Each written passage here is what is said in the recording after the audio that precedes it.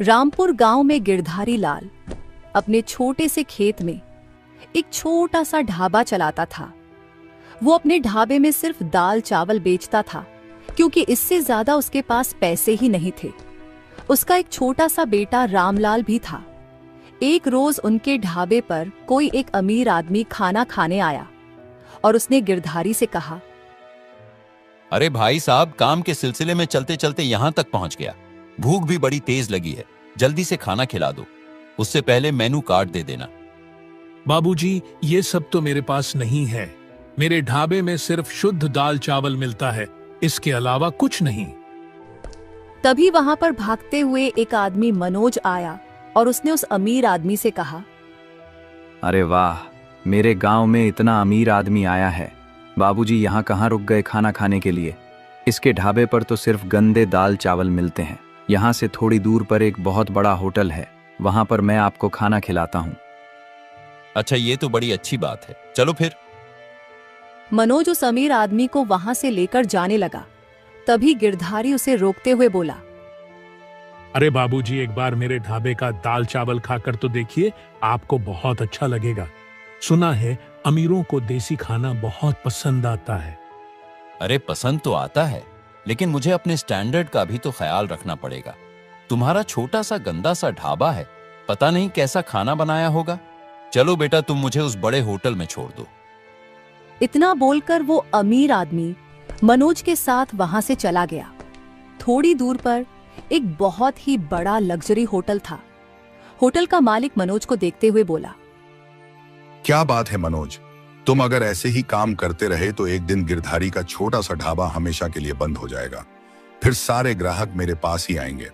आइए सर, बताइए क्या खाना है। छोटू, साहब के लिए टेबल साफ करो। तो वो अमीर आदमी जाकर टेबल पर बैठ गया। इधर मनोज होटल के मालिक के पास गया और बोला, सेठ जी, मैं इतना महंगा कस्टमर लेकर आया हूँ, इस बार तो कुछ ज्यादा मिलेगा ना? मालिक ने कुछ पैसे मनोज को पकड़ाए और फिर बोला, देखो मनोज, ग्राहक तो तुम लाते ही रहते हो, उसके लिए तुम्हारा धन्यवाद। लेकिन किसी तरह उस गिरधारी लाल का ढाबा वहां से हटवाओ, उससे अपने गांव की शोभा बिगड़ती है। देखो कितना अच्छा होटल बनाया है मैंने।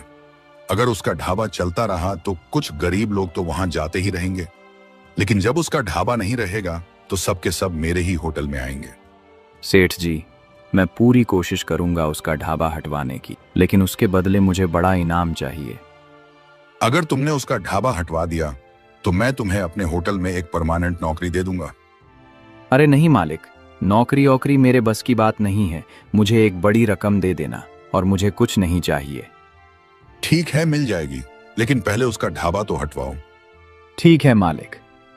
इतना बोलकर मनोज वहां से निकल गया और रास्ते में वो मन ही मन सोचने लगा, मैंने उस अमीर आदमी के सामने गिरधारी लाल की बेइज्जती कर दी थी, उसके होटल की बेइज्जती कर दी थी। अब मैं उससे किस मुंह से बात करूंगा? कोई ना कोई दिमाग तो लगाना ही पड़ेगा। यही सब सोचते सोचते मनोज गिरधारी लाल के ढाबे पर पहुंच गया। उसे देखते ही गिरधारी का बेटा रामलाल उस पर गुस्सा करने लगा। मनोज भैया, आज के बाद मेरे ढाबे की तरफ मत दिखाई देना। मनोज कुछ बोलने ही वाला था कि तभी गिरधारी लाल बीच में बोल पड़ा, अरे नहीं बेटा रामलाल, कोई हमसे किसी भी तरह से बात करे, लेकिन हमें हर किसी से प्यार से ही बात करनी चाहिए। यही संस्कार सिखाए हैं ना मैंने तुम्हें। आपके इन्हीं संस्कारों की वजह से तो हमारी ये हालत है। मेरा बस चले तो ऐसे लोगों को हमेशा के लिए गायब ही कर दूं। ये सुनकर मनोज अंदर ही अंदर थोड़ा घबरा गया, पर किसी तरह उसने खुद को संभाला और गिरधारी से बोला, गिरधारी लाल, तुम्हारा बेटा अभी छोटा है, लेकिन हिम्मत बहुत है इसके अंदर। बेटा, जो भी मैंने उस वक्त कहा था उसमें तुम्हारे ढाबे की ही भलाई थी। मैं उस अमीर आदमी को बहुत अच्छे से जानता हूँ। वो पहले गरीबों के ढाबे में जाता है और अगर छोटी मोटी कोई भी कमी निकल आती है तो वो राज्य खाद्य मंत्रालय में जाकर शिकायत कर देता है। फिर वो लोग गरीबों का ढाबा हमेशा के लिए बंद करवा देते हैं। रामलाल तो समझ गया कि वो ये सिर्फ नाटक कर रहा है, पर कुछ बोला नहीं। लेकिन गिरधारी लाल ये सुनकर बड़ा हैरान हुआ। मनोज, ये तुम क्या कह रहे हो? ऐसा भी होता है क्या? अरे हाँ गिरधारी लाल भाई, ऐसा ही होता है। ये सब अमीरों की चालें होती हैं। किसी तरह गरीब ढाबे वालों की गलतियां निकालकर उनके ढाबा बंद करवा देते हैं, फिर सहानुभूति के नाते उनकी जमीन सस्ते में खरीद लेते हैं। फिर उसी सस्ती जमीन पर अपनी बड़ी सी कोई कंपनी खड़ी कर देंगे या कोई बड़ा होटल खोल लेंगे। अरे हाँ, बिल्कुल ऐसा ही तो उस होटल के मालिक ने भी किया था। उसने धोखे से एक गरीब किसान को फंसाकर उसकी जमीन हड़प ली, वो भी बहुत सस्ते दाम में। आज देखो, उसी जमीन पर ढाबा बनाकर लाखों कमा रहा है। हाँ, इसीलिए मैं जानबूझकर उस अमीर आदमी को यहां से ले गया था। मनोज भाई, तुम्हारा बहुत बहुत धन्यवाद। मैंने तो तुम्हें उस वक्त गलत समझ लिया था, पर तुम तो बहुत अच्छे इंसान निकले। कोई बात नहीं गिरधारी लाल भाई, ऐसा होता है। चलिए मैं चलता हूँ, फिर कभी मिलता हूँ। इतना बोलकर मनोज वहां से चला गया और वहीं दूसरी तरफ दिन भर थोड़े बहुत ही ग्राहक गिरधारी लाल के ढाबे पर आते रहे, जो कि मजदूर थे। रामलाल उन्हें खाना खिलाता रहा। ये लो चाचा, आपके दाल चावल। इस बार मैंने अपने हाथों से पुदीने की चटनी और आम का अचार भी बनाया है। खाकर बताइए कैसा बना है। उस मजदूर ग्राहक ने दाल चावल में पुदीने की चटनी और थोड़ा सा अचार मिलाकर खाया। उसके बाद बोला, क्या बात है रामलाल बेटा, तुमने तो कमाल कर दिया। दाल चावल के साथ ये पुदीने की चटनी और आम का अचार खाकर तो मजा ही आ गया। भाई गिरधारी लाल, तुम्हारा बेटा एक दिन बहुत बड़ा नाम करेगा। तो इस तरह धीरे धीरे रात हो गई और दोनों बाप बेटे ढाबा बंद करके घर चले गए। ढाबे का बहुत सारा खाना बच ही गया था, इसलिए कुछ खाना दोनों बाप बेटे ने खा लिया और बाकी बचा हुआ खाना बाहर जानवरों को खिला दिया। ये सब करने के बाद दोनों लेट गए और बातें करने लगे। रामलाल, जब तुम बहुत छोटे थे तब तुम्हारी माँ चाहती थी कि हमारा ढाबा एक दिन बहुत बड़ा हो जाए। दूर दूर शहरों से लोग मेरे ढाबे पर खाना खाने आए, पर उसके जीते जी मैं ये सपना पूरा न कर पाया। चिंता मत करो पापा, माँ का सपना हम दोनों बाप बेटे मिलकर पूरा करेंगे। माँ जहां भी होंगी हमारे सपने को पूरा होते हुए देखेंगी।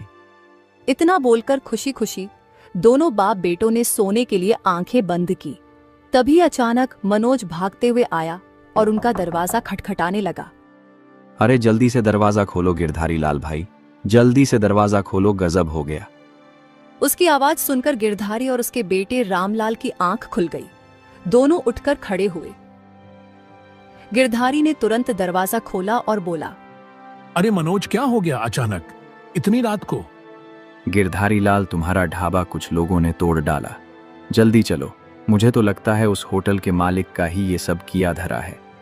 ये तुम क्या बोल रहे हो मनोज? भला इतने बड़े होटल का मालिक मेरा छोटा सा ढाबा क्यों गिराएगा? यही तो फर्क होता है अमीर और गरीब आदमी की सोच में। अमीर आदमी छोटे से छोटा नुकसान भी ध्यान से देखता है और गरीब आदमी बड़े से बड़े नुकसान को भी भगवान की मर्जी कहकर टाल देता है। चलो जल्दी चलो, वरना सब तबाह हो जाएगा। गिरधारी घबरा गया। वो फिर से कुछ बोलने वाला था, लेकिन तभी उसका बेटा रामलाल बीच में बोल पड़ा। अरे पापा, यही बातें करते रहोगे या चलकर देखोगे भी? अगर हमारा ढाबा गिर गया तो माँ का सपना टूट जाएगा। जल्दी चलिए। तो इतना बोलकर तीनों भागते हुए ढाबे के पास पहुंचे, लेकिन ढाबा पूरी तरह से सुरक्षित था। वहां पर कोई भी नहीं था। ये देखकर गिरधारी लाल और रामलाल और भी ज्यादा हैरान हो गए। गिरधारी लाल कुछ बोलने वाला था, लेकिन उससे पहले रामलाल बीच में बोल पड़ा। ये सब क्या नौटंकी कर रहे हो मनोज भैया? इतनी रात को कोई मजाक करता है? रात में पी तो नहीं ली है? बेटा, मैंने पी नहीं है। मैंने ये सारा नाटक जानबूझकर किया। अपना ढाबा बर्बाद होने की खबर से ही तुम दोनों बाप बेटे घबरा गए और भागते हुए यहाँ चले आए। सोचो अगर ये सच होता तो? लेकिन इतनी रात में ये नाटक करने की जरूरत क्या थी तुमको मनोज? देखो गिरधारी, तुम्हारा यह छोटा सा ढाबा गांव के किनारे खेतों में बना हुआ है। उस अमीर आदमी के होटल में तो बहुत सारी सिक्योरिटी लगी हुई है, रात भर पहरेदार लगे रहते हैं। पर तुम्हारे छोटे से ढाबे के बाहर कोई नहीं रहता, इसलिए कोई कभी भी इसे नुकसान पहुंचा सकता है। उस होटल का मालिक ही नुकसान पहुंचा सकता है। इसलिए मैं तुमसे कह रहा हूं, ये ढाबा बंद कर दो और उसकी जगह खेती करो। देखो बाकी लोग खेती करते हैं, कितनी अच्छी फसल पैदा होती है सबकी। मनोज, तुम बिल्कुल पागल हो गए हो। मैं दोबारा खेती शुरू कर दूं, ये समझाने के लिए तुमने इतनी रात में इतना बड़ा नाटक किया। तुम तो जानते हो मेरा छोटा सा खेत है, यहाँ कितनी फसल पैदा हो जाएगी। मैं अपने ढाबे में ही खुश हूं और दोबारा ऐसी हरकत मत करना। चलो बेटा, घर चलो। इतना बोलकर गिरधारी अपने बेटे को लेकर घर चला गया। इधर मनोज मन ही मन सोचने लगा।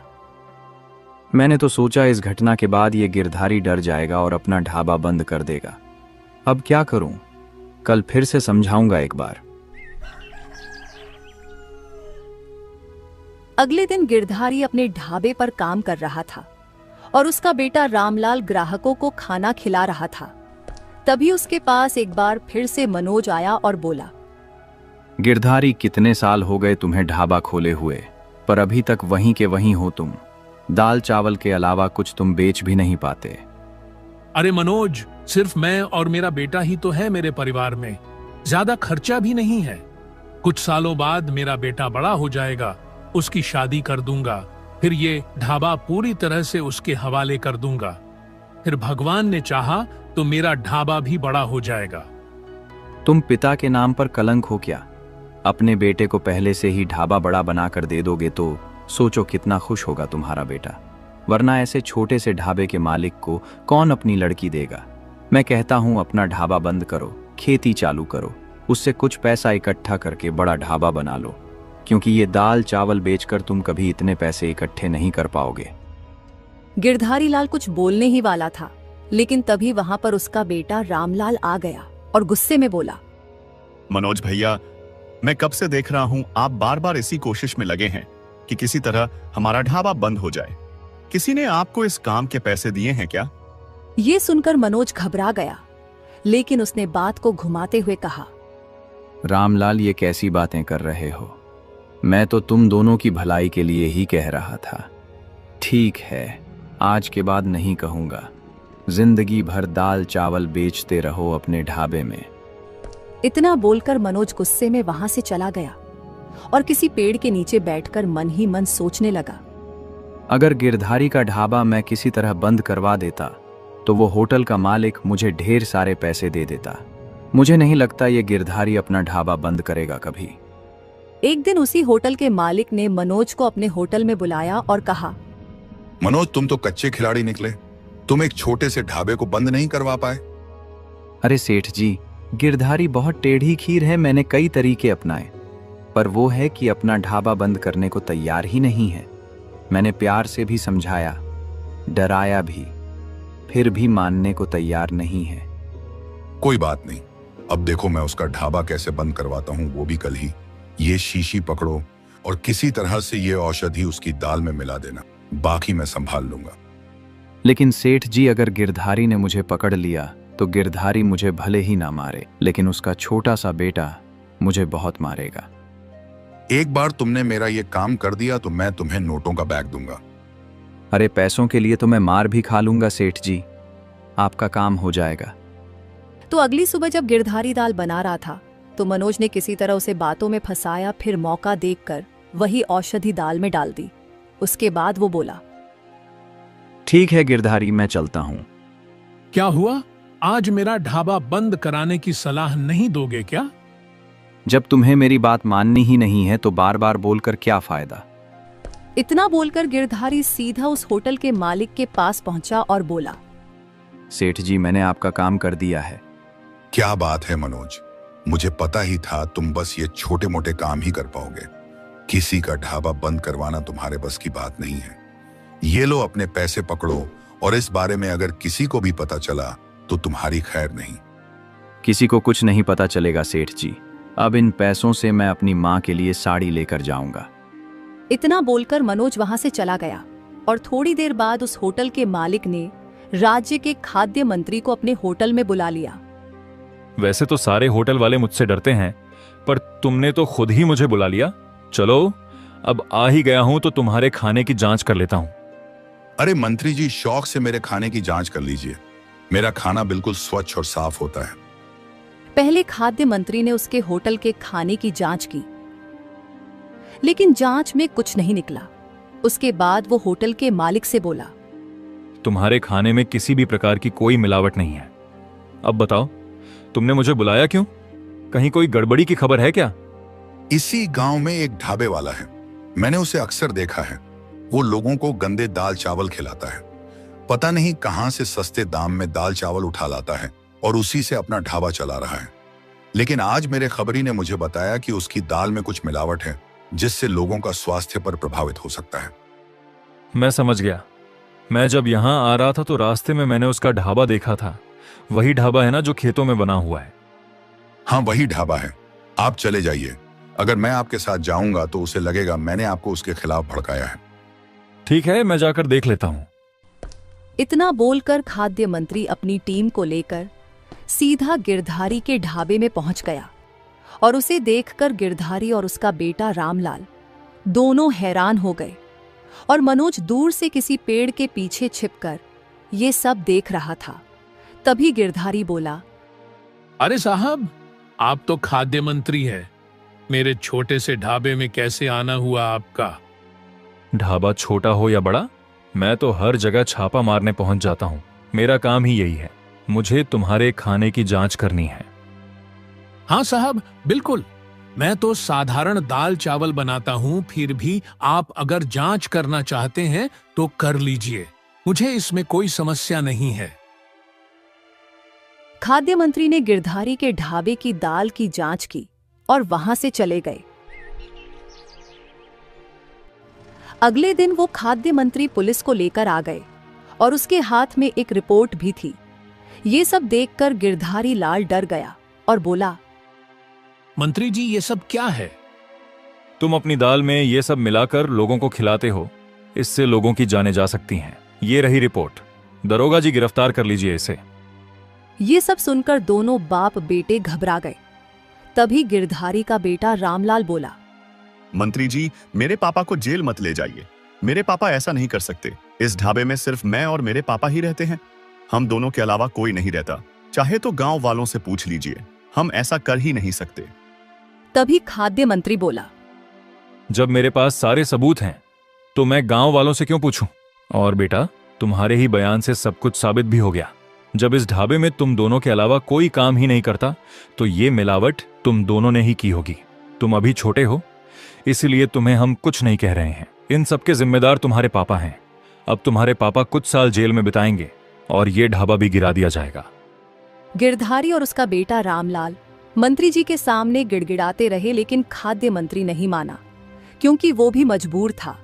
पुलिस गिरधारी को गिरफ्तार करके ले गई और फिर खाद्य मंत्री ने बुलडोजर मंगवाकर उसका ढाबा भी गिरवा दिया। दूर से मनोज और होटल का मालिक ये सब देखकर खूब हंस रहे थे।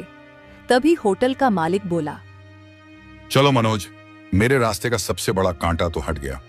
अब देखना, सारे ग्राहक मेरे ही होटल में आएंगे और मैं दाम भी बढ़ा दूंगा। हाँ सेठ जी, किसी और काम की जरूरत हो तो मुझे जरूर याद करना। फिलहाल मैं अपनी माँ के पास जा रहा हूँ। इतना बोलकर मनोज वहां से चला गया। वहीं दूसरी तरफ रामलाल बेचारा अपना ढाबा गिरते हुए देख रहा था और रो रहा था, गिड़गिड़ा रहा था। लेकिन वो लोग नहीं माने और पूरा ढाबा गिरा दिया। रामलाल रोते हुए बेचारा अपने छोटे से घर में आकर बैठ गया। अब मैं अकेला क्या करूंगा? मुझे तो लगता है इन सब के पीछे किसी की चाल है। मैं पता लगा कर रहूंगा। वहीं दूसरी तरफ मनोज रात में अपनी माँ के लिए साड़ी लेकर पहुंच गया। माँ, ये देखो, मैं आपके लिए साड़ी लेकर आया हूँ। बेटा, तू कोई काम धंधा तो करता नहीं, पर अचानक तेरे पास इतने सारे पैसे कहाँ से आ जाते हैं? अगर पैसे आ ही गए हैं तो इन पैसों से कोई काम धंधा शुरू कर दे, फिर मैं तेरी शादी करा दूंगी। माँ, कोई काम धंधा मुझसे होने वाला नहीं है और मैं शादी के जंजाल में भी नहीं फंसना चाहता। भले ही मेरे पास कभी कभी पैसे आते हैं, पर एक साथ बहुत सारे आते हैं। ये लो अपनी साड़ी। मैं जा रहा हूँ दोस्तों के साथ पार्टी करने। कल सुबह ही वापस लौटूंगा। मनोज उन पैसों से खूब मजे करने लगा। अगले दिन रास्ते में कहीं मनोज को गिरधारी का बेटा रामलाल मिल गया। रामलाल ने गुस्से में मनोज से कहा, ये सब तुमने ही किया है ना? तुम्हारे ही वजह से मेरे पापा को जेल हुई है। सच सच बताओ, तुमने किसके कहने पर यह सब किया है? तुम ही बार बार हमारा ढाबा बंद करवाना चाहते थे और हो गया मकसद पूरा। रामलाल, तुम पागल हो गए हो क्या? मैं वो सब कैसे कर सकता हूँ? मैं क्या तुम्हारे ढाबे में काम करता हूँ? फालतू की बातें मत करो। इतना बोलकर मनोज वहां से चला गया। और अब रामलाल तो छोटा था, ढाबा भी हाथ से चला गया। खाने पीने की भी समस्या होने लगी। गांव में बदनामी हो गई थी, इसलिए उसे कोई काम भी नहीं दे रहा था। और अगले ही दिन से वो भीख मांग कर अपनी जिंदगी गुजारने लगा। 2 साल बाद उसके पिता गिरधारी जेल से छूट गए, लेकिन तब तक उनकी हालत बहुत बिगड़ चुकी थी। वो जब घर आ रहे थे तो रास्ते में उन्होंने अपने बेटे को भीख मांगते हुए देख लिया। अरे रामलाल, ये तुम क्या कर रहे हो? अपने पिता को देखकर रामलाल की आंखों से आंसू छलक पड़े और वो भागकर अपने पिता के पास आया और बोला, पापा, आप जेल से छूट गए। ये क्या हालत हो गई है आपकी? बेटा, जेल में तो सबकी ये हालत हो ही जाती है, और ऊपर से मुझे दिन रात तुम्हारी ही चिंता लगी रहती थी। तुम ये सब क्या कर रहे हो? भीख क्यों मांग रहे हो?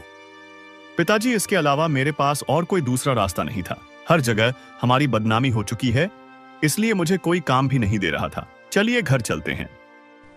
रामलाल गिरधारी को लेकर घर आ गया, लेकिन गिरधारी अब बीमार रहने लगा था।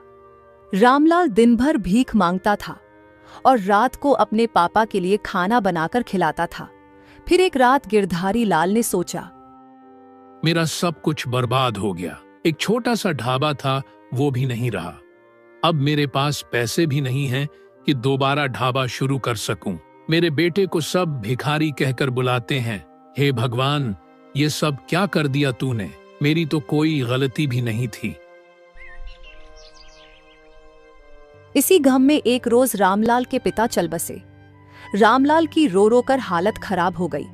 कोई गांव वाला उसकी मदद के लिए नहीं आया। खैर, रामलाल ने अकेले ही अपने पिता का अंतिम संस्कार कर दिया।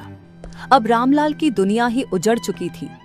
एक रात उसने गुस्से में फैसला किया, इस मनोज के लिए मेरे दिल से हर रोज बद्दुआ निकलती है। जो हाल मेरा हुआ है, उससे बुरा हाल उसका होगा। मैं अपने पिता का बदला लेकर रहूंगा, लेकिन उसके लिए मुझे खुद को मजबूत बनाना पड़ेगा। यहां तो मैं कोई काम कर नहीं सकता, इसलिए शहर चला जाता हूं। वहां से कुछ पैसे कमाकर आऊंगा, फिर बदला लूंगा अपने पिता का। अब यही मेरी जिंदगी का मकसद है। कुछ दिन तक उसने भीख मांगकर कुछ पैसे इकट्ठा किए। उसके बाद वो ट्रेन में बैठकर सीधा किसी शहर पहुंच गया। उसे बचपन से ढाबे का सारा काम आता ही था, इसलिए वो वहीं शहर में किसी ढाबे पर काम करने लगा। वो 10 सालों तक वहीं काम करता रहा और पैसे इकट्ठा करता रहा। 10 साल बाद जब वो पूरी तरह से जवान हो गया, तब वो अपने गांव लौटा। गांव की तरफ आते हुए वो मन ही मन सोचने लगा, ये गांव कितना बदल चुका है। भले ही दुनिया बदल जाए, लेकिन मैं नहीं बदलने वाला। मैं अपने पिता का बदला लेने आ गया हूं। वहीं दूसरी तरफ मनोज पूरी तरह से कंगाल हो चुका था। वो अपनी बीमार मां के साथ किसी बरगद के पेड़ के नीचे बैठा हुआ था। माँ, पिछले 10 सालों में सब कुछ बर्बाद हो गया। आपकी ये हालत हो गई। हमारा घर, खेत, सब कुछ चला गया।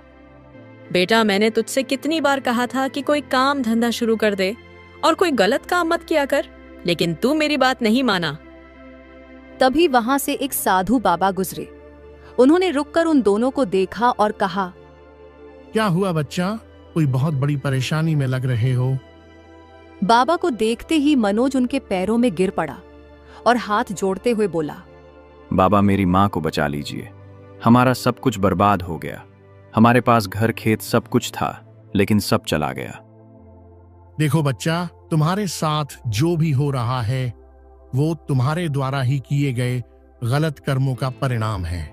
तुमने बहुत सारे लोगों के साथ गलत किया, धोखाधड़ी की, लेकिन उनमें से कोई एक कई सालों से लगातार तुम्हें बद्दुआ दे रहा है।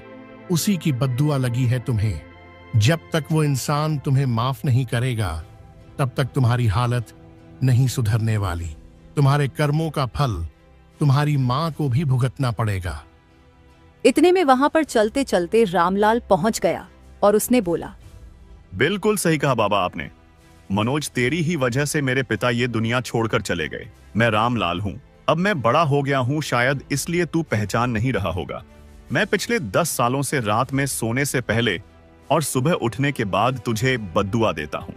मुझे पता है वो सब कुछ तूने ही किया था, पर तू कभी अपनी गलती नहीं मानेगा, इसलिए मैं तुझे कभी माफ भी नहीं करूंगा। इतना बोलकर रामलाल वहां से सीधा अपने घर चला गया। इधर बाबा ने मनोज से कहा, अगर ये बच्चा सही कह रहा था तो तुम अपना गुनाह कबूल कर लो और उससे माफी मांग लो, वरना अभी और भी बुरे दिन देखने पड़ेंगे तुम्हें। इतना बोलकर बाबा तो वहां से चले गए, लेकिन मनोज मन ही मन सोचने लगा, अगर मैंने रामलाल के सामने सारा सच कबूल कर लिया तो वो मुझे छोड़ेगा नहीं और उस होटल का मालिक भी मुझे नहीं छोड़ेगा। हे भगवान, करूं तो करूं क्या?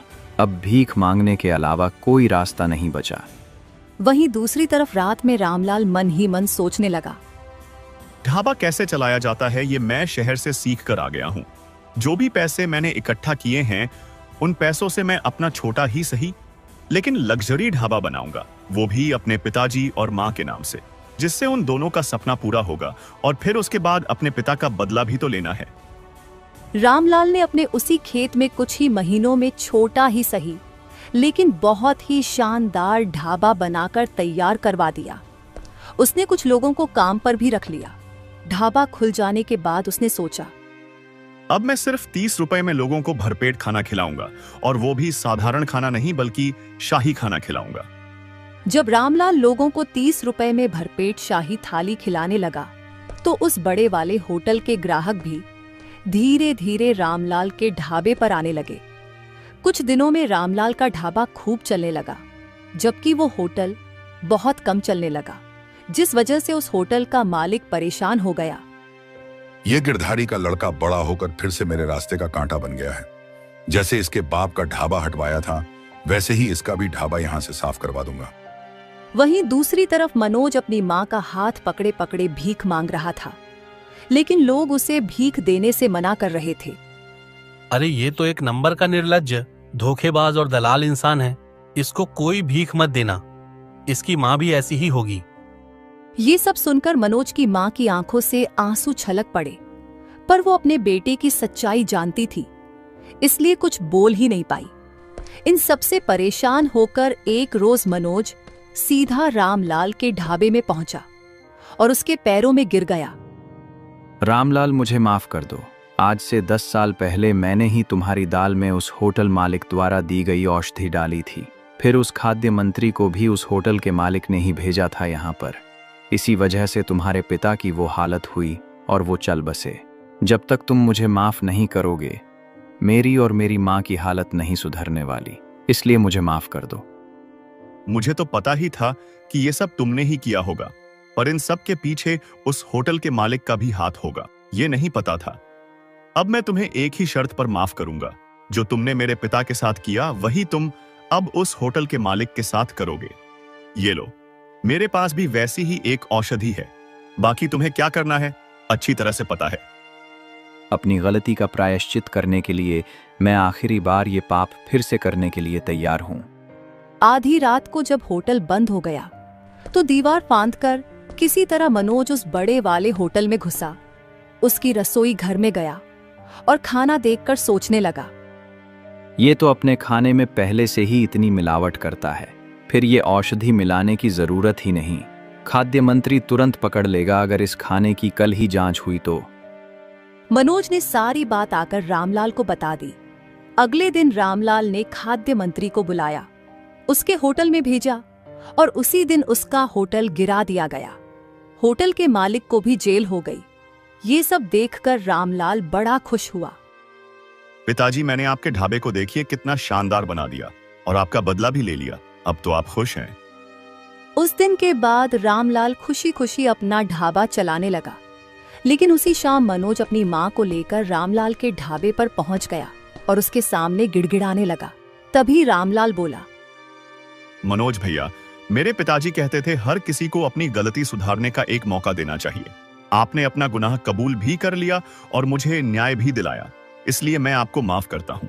और हाँ, आज के बाद आप दोनों मेरे ही ढाबे में रहेंगे। और आप यही काम करेंगे। आज से आपकी माँ मेरी माँ। उस दिन के बाद मनोज अपनी मां के साथ रामलाल के ढाबे में ही रहने लगा और उसके ढाबे में काम भी करने लगा।